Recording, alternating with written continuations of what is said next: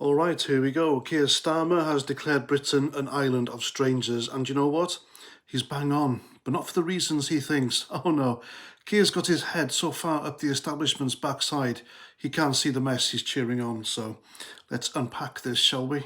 Britain, an island of strangers. Spot on, mate. Walk down any high street and it's like a UN convention with no translator. People passing each other like ships in the night. No nod, no smile, no, all right, mate? Just a sea of blank faces glued to their phones. We've got communities living side by side but not together. Parallel lives, mate. One lot's praying 5 times a day, another's queuing for craft ale, and nobody's talking. That's not multiculturalism, that's a bloody standoff. And who's to blame? Well, Keir Starmer's lot, for one. Decades of politicians like him, Labour, Tory, doesn't matter. They've all been flogging this open borders, diversity is strength nonsense, while the rest of us are left picking up the pieces. They've turned our towns into cultural jigsaws where the pieces just don't fit. You can't build a community when half the street doesn't speak the language and the other half's too scared to say Merry Christmas in case it offends someone. Strangers, that's right, Keir, you helped make it that way. But here's the thing, he's proud of it, thinks it's progress, thinks we're all enriched because we've got 47 different types of takeaway on the high street and 20 barbershops. Never mind that nobody trusts their neighbour anymore. Never mind that social cohesion's gone the way of the dodo. Keir's got his cosmopolitan utopia pinned to his vision board and bugger the consequences. Now, don't get me wrong, I'm not saying we all need to hold hands and sing Kumbaya, but a nation's supposed to have some glue, doesn't it? A shared history, a common culture, maybe even a cheeky pint down the pub where you know the barman's name. That's what makes an island a home, not just a postcode.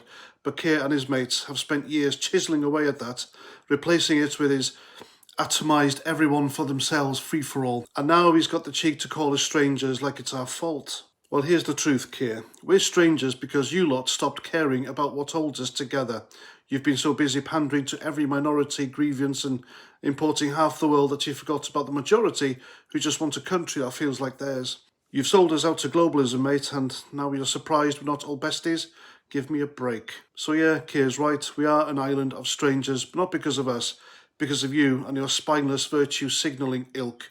If you want to fix it, try listening to the people for once, not the Twitter mob, not the quangos, not the diversity consultants, the actual people.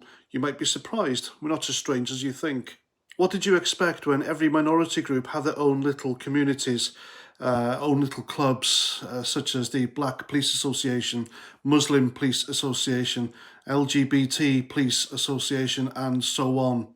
That is not a happy, integrated society. That is a secretive, exclusive conclave. And until then, Keir, keep your pious lectures to yourself and maybe take a walk down a real street somewhere. You might learn something. And there we go, that's my video. Let me know what you think in the comments.